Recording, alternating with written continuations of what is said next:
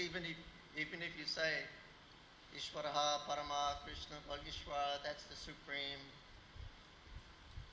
controller, he's the controller, he's this, he's this. But it's all impersonal, practically. He's not a person, but you know, what the sloka is saying, it's okay because it's all describing the absolute one. For Bhaktisiddhanta Saraswati, Krishna is that person, supreme personage of Godhead.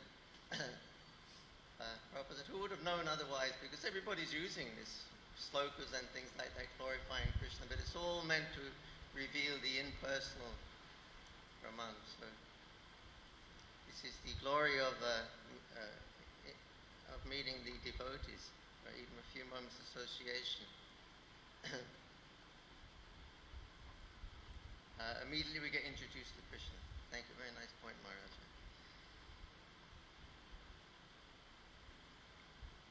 So, Krishna's appearance. Read a little bit about the appearance of Krishna. The Lord Krishna.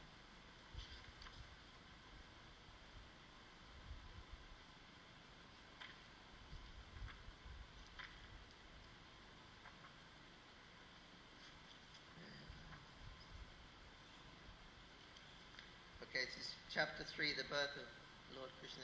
Reading from the Krishna book.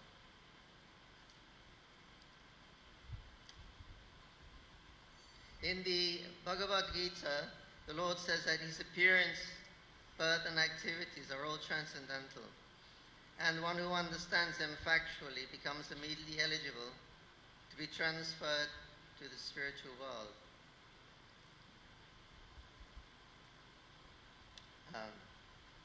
The Lord's appearance or birth is not like that of an ordinary man who is forced to accept a material body according to his past deeds. The Lord's appearance is explained in the 2nd chapter. He appears out of his own sweet pleasure. So Prabhupada is quoting here from Srimad Bhagavad Gita that Krishna says, one who knows the transcendental nature of my appearance and disappearance in my activities. He doesn't have to take birth again in this material world. So, just previous to that shloka, Krishna described his transcendental nature. He says, when I appear here through my transcendental nature. I'm not forced to appear like everyone else through the agency of the 3 modes of material nature. That is not how Krishna appears. He's not forced to appear. We didn't have any saying how we appeared in this body. It was given to us according to what we deserved. But we had no real choice or say in the matter. But Krishna's not like that. He doesn't have a body forced on him. He comes by his own desire and his internal potencies manifests the Krishna's form, name, pastimes. It's all being done under his eternal potency. So the birth of Krishna is not just a one-time thing, it's going on eternally. So just by understanding one thing about Prabhupada said, just understand that one thing. If you remember Krishna, that when he appears here, he doesn't appear here by the external potency, but he appears by his own internal potency. Then you go back to Godhead. There's one thing you have to remember about Krishna. This is the kindness of Krishna, the greatness of Krishna. Again, man mana bhava matma, become my devotee, worship me, offer your homage to me. It's like 4 things Krishna mentioned. Prabhupada said, just one of those things is sufficient. You just remember Krishna at the time of, or his name, form, anything about him. Just one thing is sufficient to take you back home, back to Godhead. But how rare is this in this world, that people would actually fix their mind on Krishna when they're leaving their body? It's very rare. But now Prabhupada's made it very commonplace, and we're so lucky to the way Prabhupada's designed this movement to have this facility to be able to remember Krishna. And this is what the Srimad Bhagavatam is all about. It begins with this point: what is the duty of a person, especially the person who's about to leave his body? And the answer is to always hear and chant the glories of the Lord. So Srila Prabhupada's given this facility, and this is what our whole practice of Krishna consciousness is for. So we can remember Krishna at the time of leaving the body. So then the whole process becomes very easy. When we become fixed, we become convinced by following the whole process, hearing the philosophy. And so it's actually Krishna consciousness is a practice for the time of leaving your body. Antanarayan Smriti, this is the injunction of the Vedas, the final conclusion of the Vedas at the time of leaving, but the end, one should remember Vishnu or Krishna. So this is what we're doing. We're practicing this final test of remembering Krishna when we leave our body. So therefore we've got all these wonderful stories that Srila Prabhupada's given us, and so much philosophy is there that it becomes very easy and joyful for us to execute the process. As the process is joyfully performed. And as Maharaj was saying, and then Prabhupada revealed Krishna, here he is. And when we heard that, we accepted it immediately. Many people immediately accepted it. I accepted it immediately. And I became so happy. That was the result. Here's what I'm looking for. This is what I've been searching for. It's all, and it's just there in Krishna. Prabhupada, here is Krishna.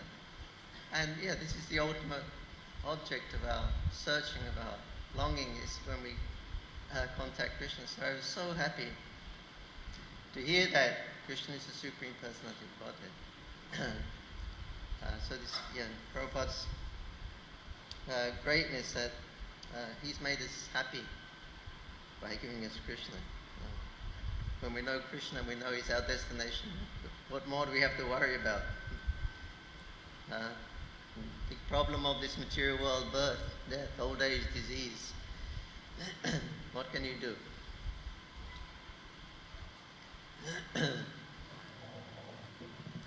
But the devotee doesn't have this problem. It doesn't mean he's going to not get diseased or grow old or die, but this is the last birth. So the devotee has appreciated. It's going to happen, but this is the last time, no rebirth. So obviously we've become very happy because we've solved the main problems of the material world: birth, death, old age and disease. Yeah. So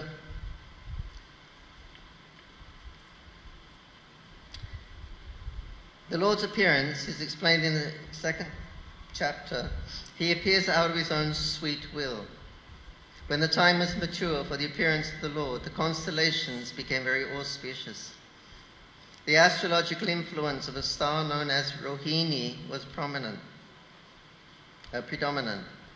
This star is considered to be very auspicious, and it is under the direct supervision of Brahma.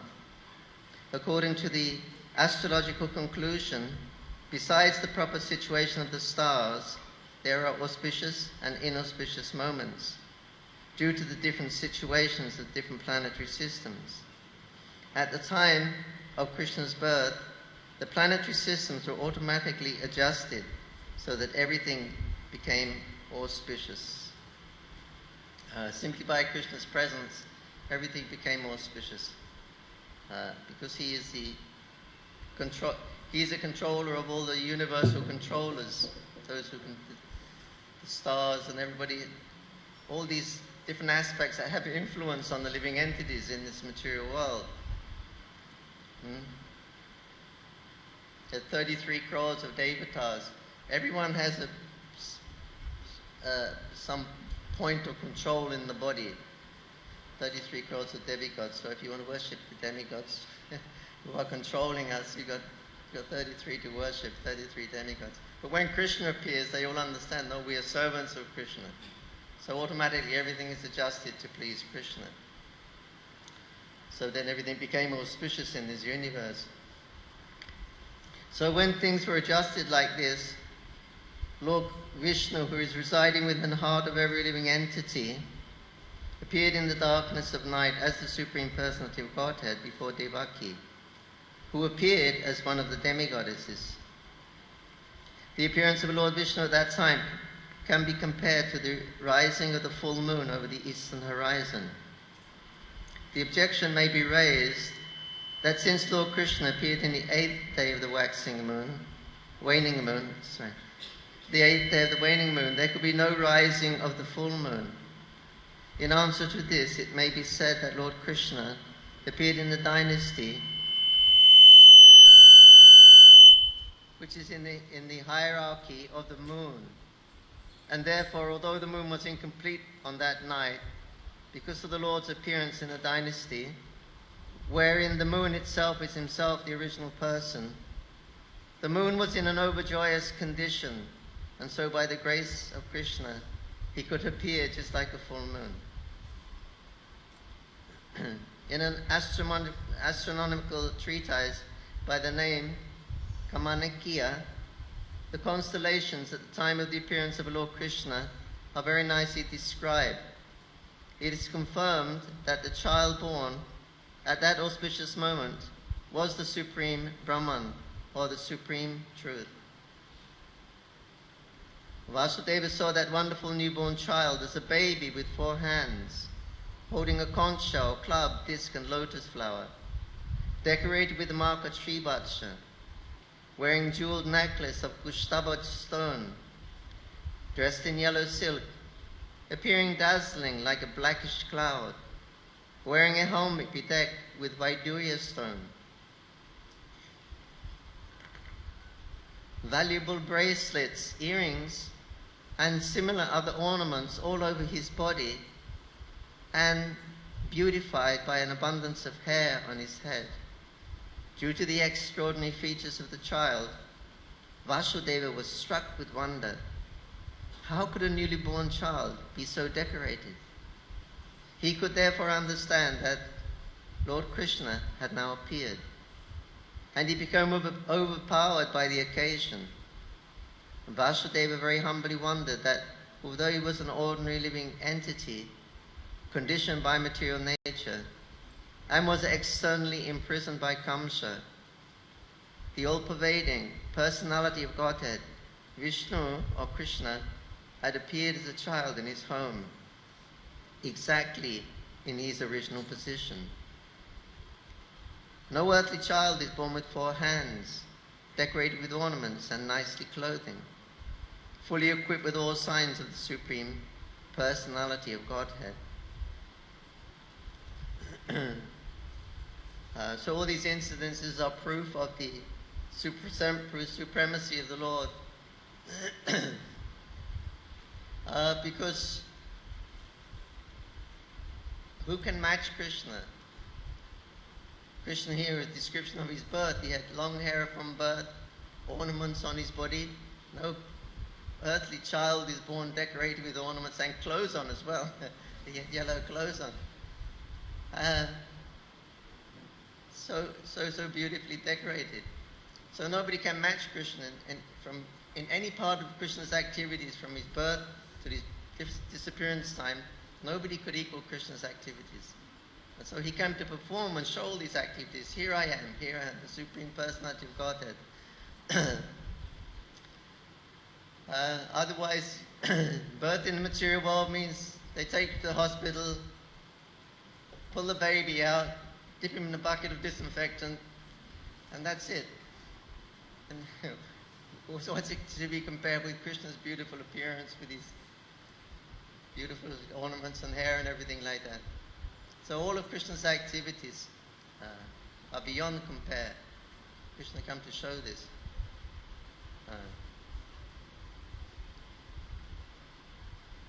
Just like when Prabhupada was meeting with Professor Pratovsky, something like that, in Russia, a Russian professor. And Prabhupada quotes him all the time in his books. Big professor. He said to me, Swamiji, at the time of death, everything is finished. And he's a big professor. So anyway, Prabhupada, he said, okay. He used this arguing with him, these professors, atheistic professors. So Prabhupada said, okay. He said, now, what's the difference between you and me? He said, you're a follower of Marx and Lenin, your communist heroes. You're a follower of them, right? He said, yes. And he said, I'm a follower of Krishna. Yes. He said, so we're both followers. He said, yes, that's right. He said, so now, let's see who is following the more perfect person. Karl Marx, they are the perfect person, so Krishna is the perfect person. Okay, was Karl Marx born like this with his decorations and ornaments and beautiful hair on his body? So in every aspect of Krishna's life, if we have to surrender to someone, well, why not the best? Your Karl Marx are full of imperfections, but Krishna, you don't find any imperfection. So at every stage of Krishna's life, he was doing this. He was proving he was the Supreme Personality of Godhead.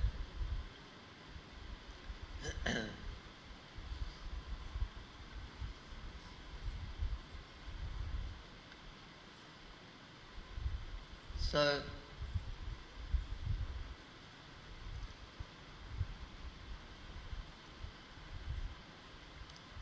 so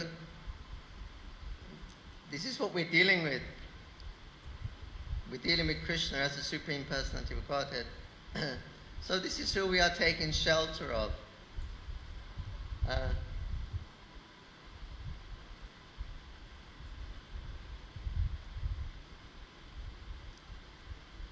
Krishna. So why we should have fear in this material world? Big demons were coming. It was a Keshi demon. Was it Keshi? Or the Arishta. Or Keshi. Big horse. Huge. When he put his tail up like that, he started to knock the clouds, push the clouds out of the sky. He was that big, his tail was in the sky, up at the clouds there. And he was ferocious, and he was making horse sounds and digging in the earth and things like that. That's cool, is it? Anyway, ferocious, and he's going to kill Krishna. Both the demons, the bull and the horse demon, big sharp horns and angry, huge, like mountains. And Krishna just standing there, and his friends standing there leaning on his shoulder. Big demon coming. They have no fear. We'd be running away like anything, but he's leaning on Krishna's shoulder. Big horse, big bulls are coming here. Where Krishna's here. He can easily kill these demons. Why are we worried? The big Agasura is there. What's this big demon? It looks like a big snake with a big mouth. Looks like he's going to swallow us. Anyway, who cares? Krishna's with us. We don't care. We'll go in the mouth of Agasura. Let's go. We'll go in with their friends, happy and everything. Krishna's here. Nothing's going to happen. So, completely carefree, completely.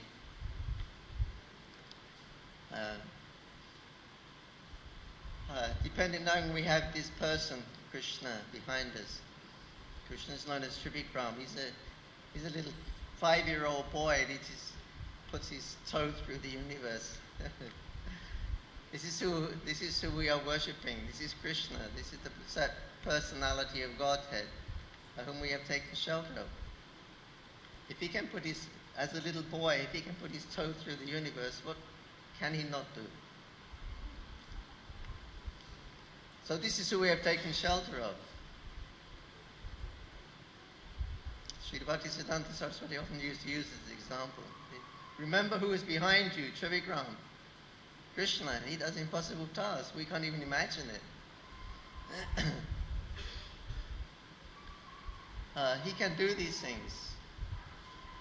It's not ever a big thing for him. He becomes a tortoise. A gigantic tortoise is so big that it's holding up a huge mountain, and they're turning the mountain on the form of the tortoise.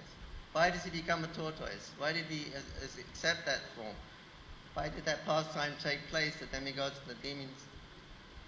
Because Krishna had an itching sensation on his back. And he thought, it's nice to scratch your back when it itches. You have a back scratcher sometimes. And so he had a little itching sensation. So he decided to scratch his back, so maybe it was just out of reach. So then so Krishna can scratch his back, the whole universe becomes involved. All the demigods, all the demons. What is it to scratch your back? But when Krishna scratches his back, the whole universe is involved. Churning the rod. So it's not extraordinary for Krishna, they're all extraordinary for us. But so he's come to show us these extraordinary features of the Supreme Person of God that were never equaled throughout his whole life. Yeah, so Bhaktisiddhanta Saraswati Thakur would preach to his disciples. That's who's behind you. Look who's behind you. So you simply preach fearlessly. Why you should not? You've got the absolute truth. It's not although he came and he went, he's still here, he's still with us. Different forms and different features.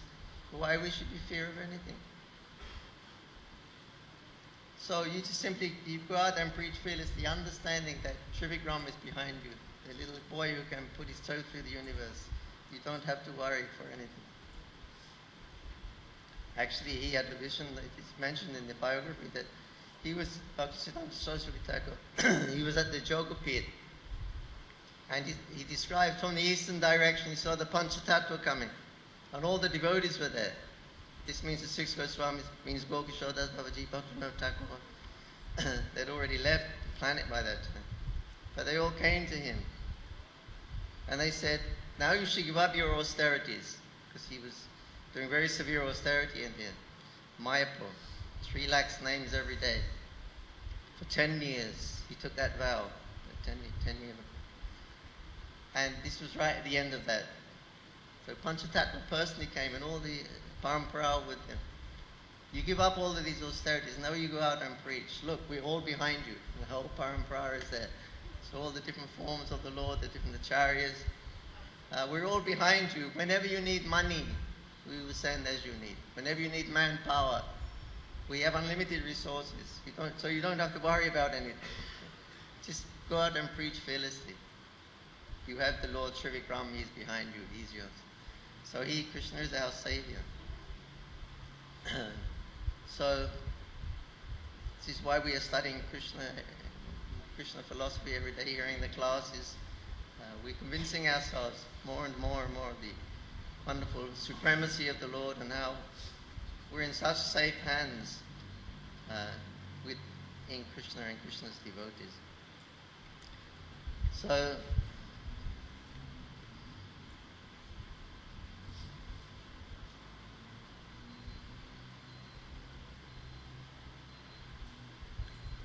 so this is Krishna's appearance.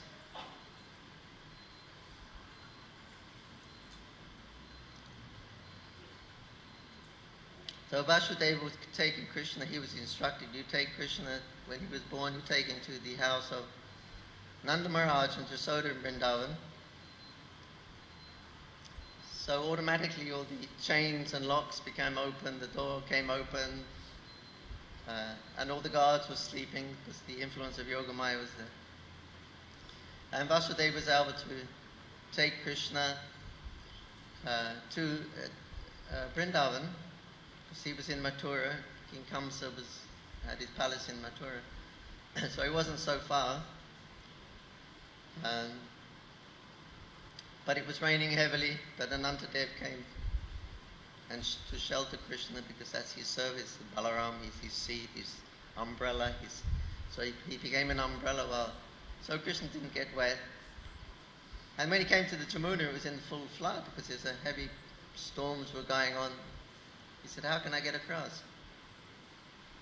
And then the Jamunaji opened and made a path for Krishna. So then Vasudeva, he crossed, but then Krishna slipped from his hand actually that time. Fell in the water. Rushing water, muddy water, how you can save babies? Suddenly, Vasudeva, they're frantic, what's going to happen? Then suddenly Jamunaji came, here is Krishna. I just wanted to play with him a minute. Okay, take him back now. So they took him back to the house of Nanda Maharaj. And so everyone was sleeping, Jasoda was sleeping, and Vasudeva exchanged the child for Jasoda's child. Actually, Jasoda gave birth to twins, a boy and a girl. So the Vasudeva Krishna, he carried them and put him with Jasoda, and he took the daughter, the twin. She was a twin to Krishna.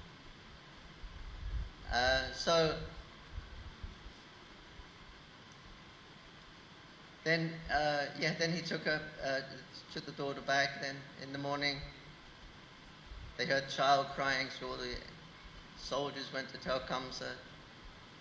Kamsa came. Now the cruel death of my life has appeared. He was scared like any shaky. He's always been fearful. But now the actual birth. And then he saw that the baby was a girl. And he said, there's a prophecy from the sky. He said it's going to be a male child. Can't even believe in what they call Akashvani, the oracle, the mystical celestial voice from the sky. I can't even believe these now. It said a male child becoming a female child. But anyway, Kamsa was so cruel, he said, I'd kill her anyway, because he never knows what's going to happen. And then he was going to smash her on the stone, but she slipped, went up in the air and became Durga Devi. She's actually Yogamaya Devi. She was born as Yogamaya Devi. When she came to the prison house of Kamsa, and Kamsa, because Kamsa, he can't touch Yogamaya, so at that time she became Mahamaya, Durga. She became known as Durga. Yeah, so she flew up in the sky, and she said, Kamsa, you think you can kill me? I'm the controller, under Krishna's dictation. I control all the worlds. Everything that's happening is all being done by me in this material world. You think you can actually kill me? So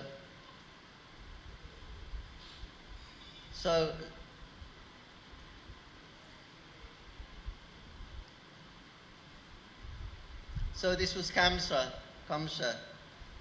always thinking of Krishna. Narad Muni indirectly praising Kamsa. He said, so Krishna conscious. He's always remembering Krishna, Kamsa. He's going to his palace and he said, 8 steps. 8 steps. Oh, the 8th son of Devaki is going to kill me. He goes in there. See, the 8 ministers are coming. Oh, 8 ministers. 8th son of Krishna's Devaki is going to kill me. So Narad Muni is saying, wow, he's really Krishna conscious.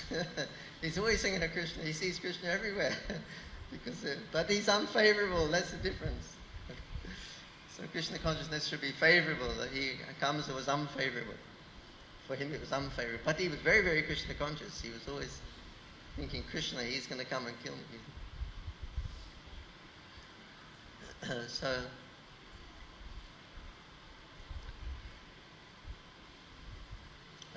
So even the big demons, they always get defeated by Krishna. No one can defeat Krishna in any way. In any form. He's a little boy like that. He just completely bewildered Brahma, who's got 4 heads. He's all pervading in this universe. So powerful. He's the most powerful person in the universe, practically. And steals Krishna's friends and calves, and because he's thinking, they're saying this is the Supreme Personality of God, that this little boy, he goes out herding cows, and how he can be the Supreme Personality of God? Let me see, and I'll play a trick. So he stole all the calves and the boys and put them in the cave.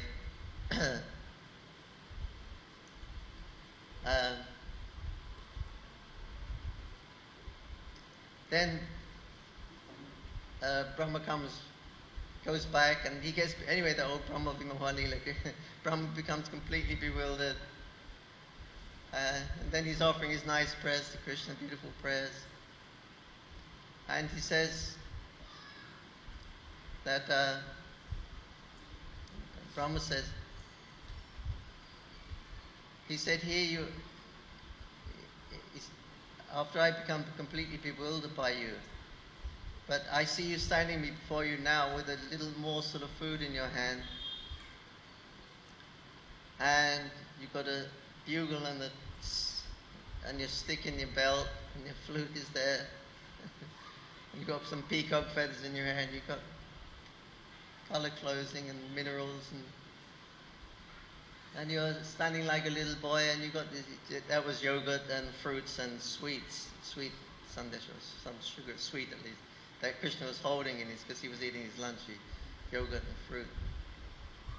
And it was trickling through his fingers, and he was a little boy. And Brahma said, to see you like this, you look like an ordinary village boy. It looks like you have insufficient education. You're just like a little boy looking for your lost calves. It looks like you have insufficient education, but there is so much difference between your body and my body. And I'm Lord Brahma. I cannot estimate. And Krishna's thinking, who's this funny man with 4 heads? Because Brahma was saying he can't be God. He's an ordinary person. So that's how he approached Krishna. So Krishna said, he reciprocates. So I'm an ordinary person. That's how I have to reciprocate. So he says, so who's this funny man with 4 heads? I wish he'd hurry up and go on away, because I can't understand a word of what he's saying, and I just want to go be out with my friends and look after our calves again. So even Krishna's what? He's less than 5 years old. Even Lord Brahma, he bewilders Lord Brahma in all of these situations. Such a nice pastime. That in the early Krishna book, Jadharani painting, I think, that picture is there with Krishna. She's caught him just right, Krishna's expression. So beautiful. He's just a little boy, 5-year-old boy. So these Krishnas manifesting of these pastimes.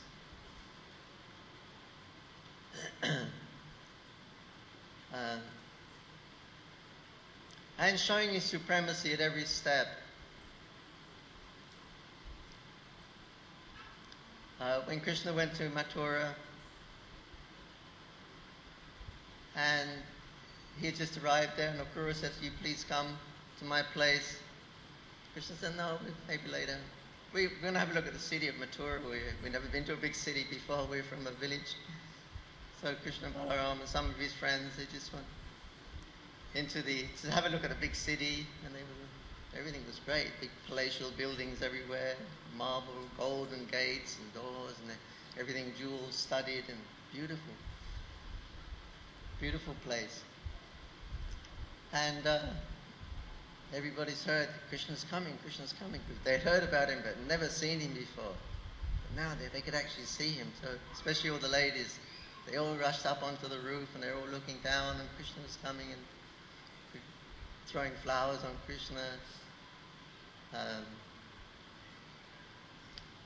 Rushing to see Krishna, they forget to dress properly, put one kajal on one eye and things like that. Forget to comb their hair, or just, Krishna's here. Well, after all this, we've heard about him. Let's go and see him there.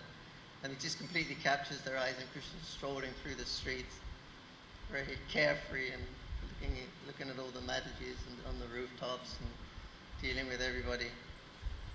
And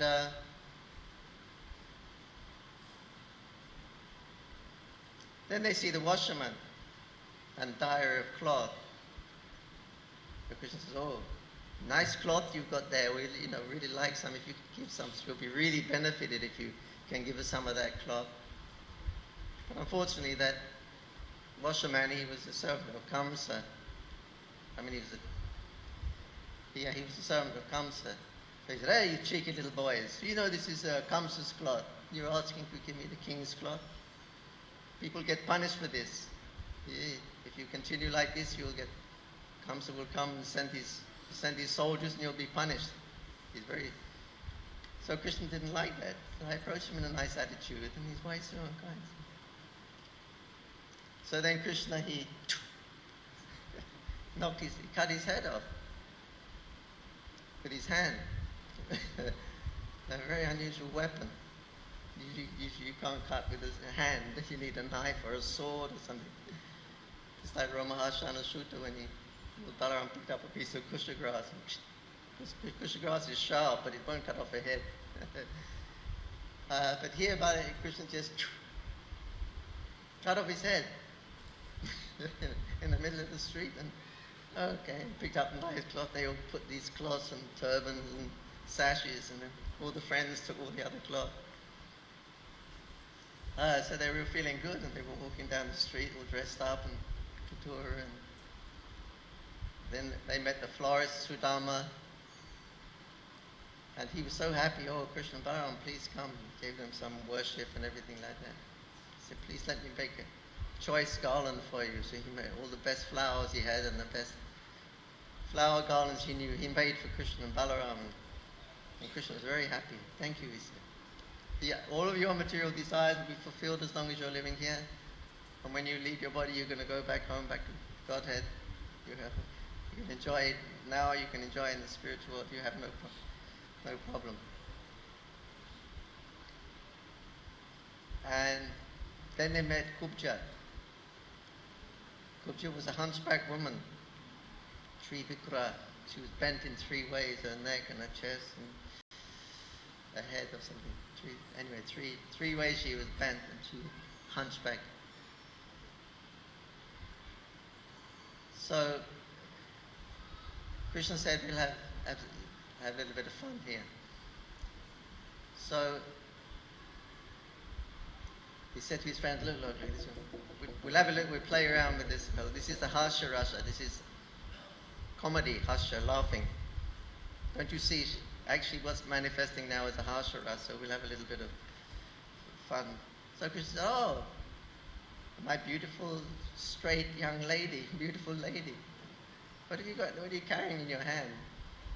Oh, I've got this sandalwood ganda, nicely scented thing. Ganda generally contains some aguru musk, sun, chandan, things like that. Saffron, camphor. I have this, I make every day for Kamsa. And he's very much pleased with my service. But now I seeing you and your brother Krishna Balaram, I see there's no one better than to receive this chandan than you. You're so I'm captivated by it. So let me offer you this. Even though it was meant for Kamsa, she wanted to offer to Krishna. She was so attractive. So she ornamented the bodies of Krishna and Balaram with all this nice cooling scented chandan paste. And so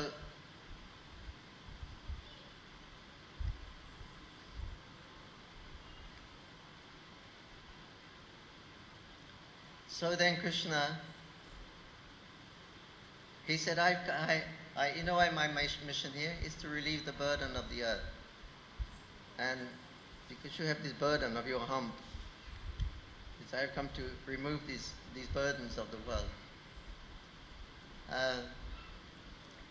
Kubja is actually an incarnation of Satyabhama, who is Bhudevi, Prithivi, the earth. And Krishna expresses her as an earthly mother. So her name is Prithivi, the earth planet Earth. So, or Satyabhama. So she's actually the eternal husband of Krishna anyway, in the form of Kubja. So, but she's that potency, the earth potency. So Krishna says, I've come to remove the burden of the earth, and because you are the earth personified, and you've got the burden on your back, this hunchback, I've come to remove it. So then Krishna, he put his toes on her toes, and then he pushed her up straight. She became very straight and beautiful, no hunchback, no bends anywhere. And she was, again, a beautiful young girl. She became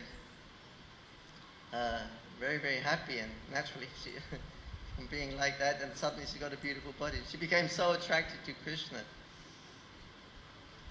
Started to flirt with him, grabbed his cloth and said, why don't you come with me to my house? You can't let me go like this. Krishna says, well, I'm a young boy, I'm away from home. So meeting young ladies like you, but actually I'm with all my friends. But anyway, later on I can come and see you. So Krishna has satisfied all of his devotees as they were reciprocating with Krishna. And because Kubja was the personification of the earth planet, and Krishna says in Bhagavad Gita that I am the fragrance of the earth. So at the earth personified, then she offered her essence, being the earth, Bhumi Devi, Prithivi, being the earth personified, she offered her essence to Krishna in the form of that scent. I am the fragrance of the earth. So that Chandan was her offering of her essence of the earth.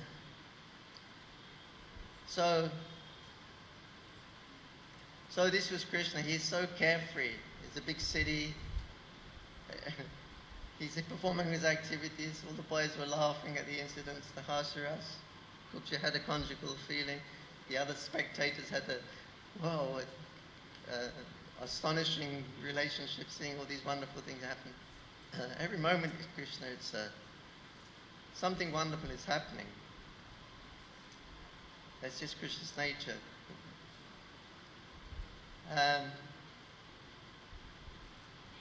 So then he sees, he goes to the Danu, it's called the Dhanyo Yagna. It was a big bow, the Danu. It was a big, huge bow. It was like the symbol of the sacrifice. They're having a big sacrifices there, comes inviting, is a big program. So that was like a symbol, they have a theme or something, but this was a big bow. And there were guards there. Anyway, Krishna saw the bow, a big bow there, so you can play with it. So he picked it up quite easily and he strung it. And he just he broke in two as he brought it back. It was nothing for Krishna. Huge, huge bow. And all the guards became angry and they started to chastise Krishna. Krishna started to kill them off. Not caring for anything. Not caring for the law and order of Kamsa. He's just strolling the streets of Mathura. Then Kamsa had instructed, if Krishna gets this far, you set that big elephant called Vallabhidya, gigantic elephant. You kill Krishna when he comes. So immediately that caretaker, he tried to charge Krishna with the elephant and squash him. But Krishna was very, very dexterous.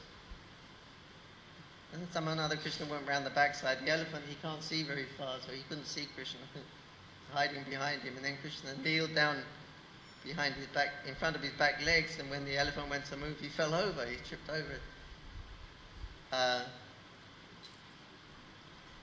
And he tried to gouge Krishna in the floor with his tusks. But then Krishna, he grabbed his trunk and he jumped up on his head and he just broke one of the tusks off and he started to beat it. He killed the elephant with his own tusk. So Kamsa sent a small squadron of soldiers there. But then Krishna and then Balaram took the other tusk. And then they just started killing all the soldiers with these tusks. And they were all blissful. Krishna was sweating a little bit, and then little drops of sweat and little drops of blood from the elephant, and they made him look very nice. So this was Krishna, absolutely carefree. He goes to the big city, King Kamsa, powerful king, nobody could kill Kamsa. Krishna, this is who he's looking after us. Simply, completely carefree. And just performing all these wonderful activities. From there he kills the big wrestlers. They had the wrestling match. Krishna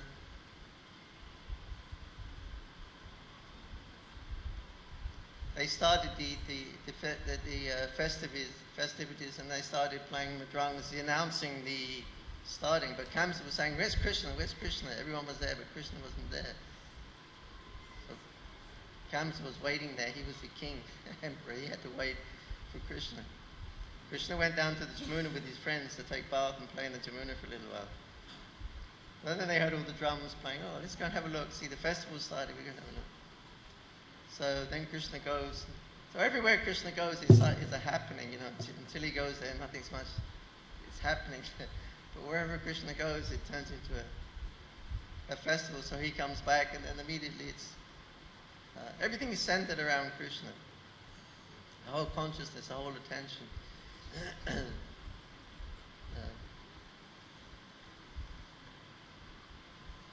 Just that we're having Julan, we was explaining, or it's been explained, these are the eternal pastimes of Krishna. Before that was Holi.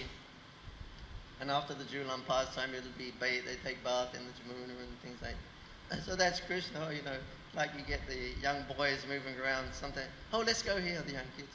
Let's go there. Well, it's kind of spontaneous. Let's go over there. And they all run over there and do it. Let's go over here. They're all running backwards to different places. So it's just like that. Oh, let's play Holi. Oh yeah, good idea. So they all start playing Holi.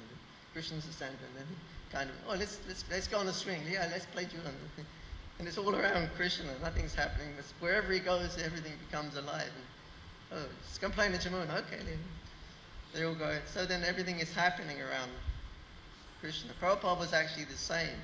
Wherever Prabhupada went, but there was kind of an incident, something happened. And Bhavananda said, Prabhupada, wherever you go, it always turns out into some kind of incident. Prabhupada laughed, and he used to repeat it. He said, how Bhavananda says, wherever we go, we have some incident, some magic, some... so he was the center of everything. So Krishna is like that.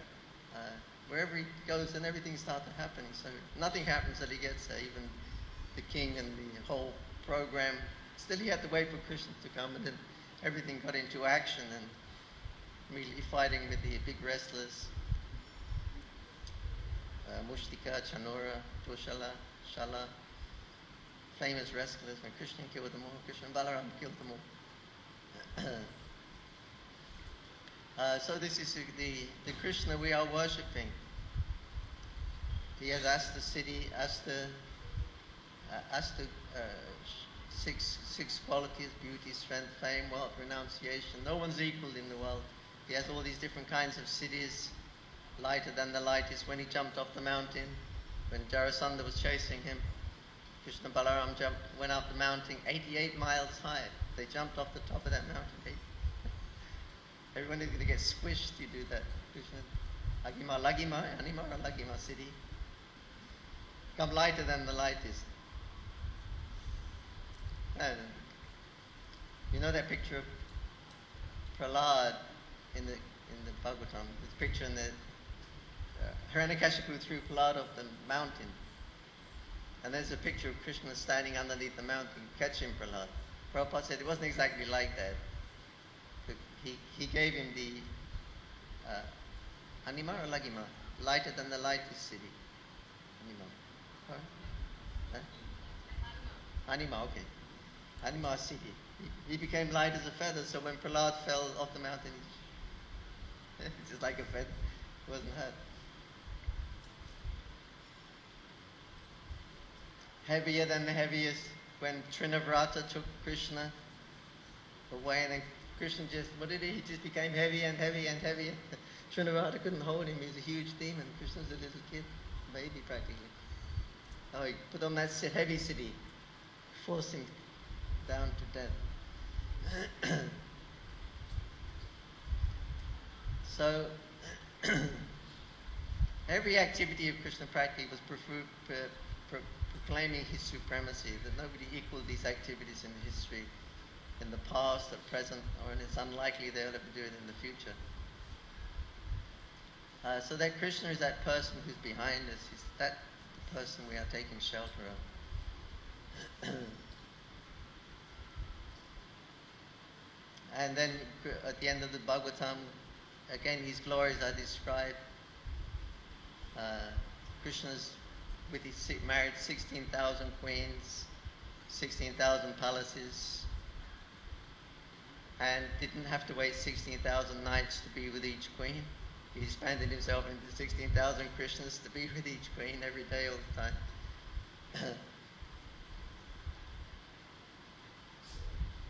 So then the description, they would play in the water and play Holi, and dresses would become wet, and the kumkum would And Prabhupada said it seems like a big exhibition of sense gratification. He said the Mayavadis would never ever dare to think that anything like this could happen. So it looks like a very rajistic sense gratification. But Sukadeva Goswami is pointing out, no, this is, Krishna is unlimited in all of his aspects. He is that supreme enjoyer. So Krishna can do is completely independent. He can do as he likes. The Prabhupada said the Mayavadis say, don't dare to believe that anything like this can happen. So they are Krishna deludes them. They are kept far away from Krishna's pastimes, so they don't interfere. And Sukadeva Goswami said there are another five exceptional qualities of Krishna at the end of the 10th canto. One was the goddess of fortune, everybody's worshipping the goddess of fortune, even Brahma and Shiva. Everybody wants fortune.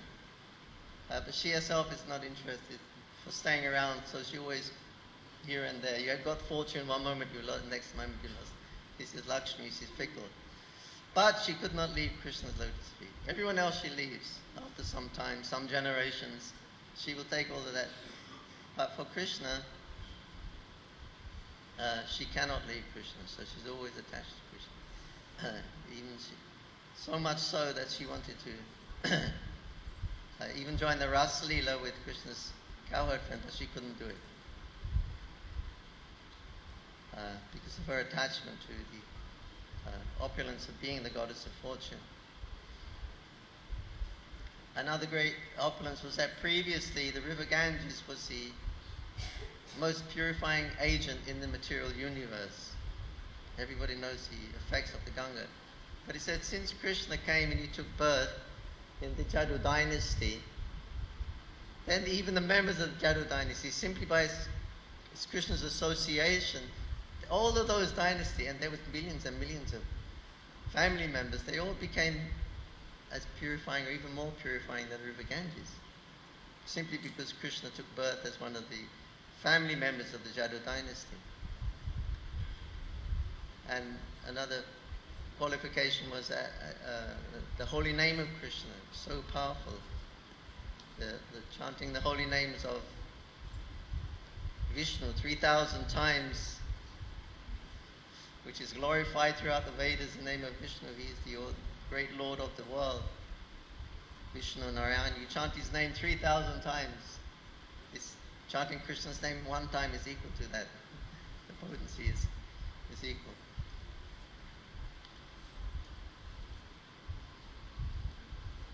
So, like this, Krishna is being glorified. Today's appearance. Today, Radha Madhava wearing a kingly dress. There was a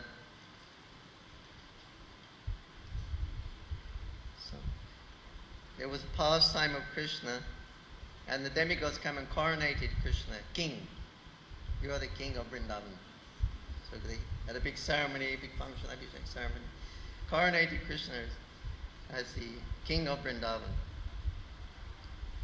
by the demigods. But then Radha's friends said, no, Radha also should be queen. If Krishna's king, then Radha's friend should be queen.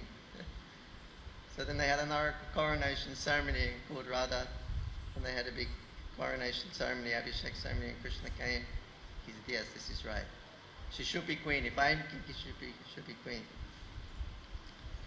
So, and everybody was happy. They said, now Radha is queen, then all of your desires will be fulfilled. She's so magnanimous, so go ask her for anything, your desires will be fulfilled.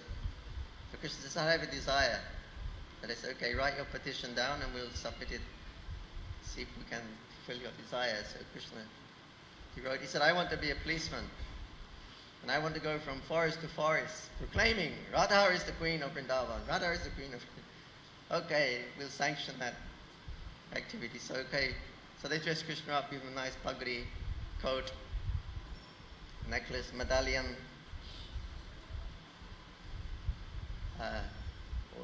all ornaments. So then now Krishna, I'm chief policeman. So I'm going to village. Radha is the queen of Vrindavan. Radha is the real queen of Vrindavan. Radha is the queen of Vrindavan. So today the dresses, they are like king and queen. So we can see in a few minutes Radha Madhav, the king and queen of Vrindavan. So how much thankful we are to Prabhupada for revealing this Krishna.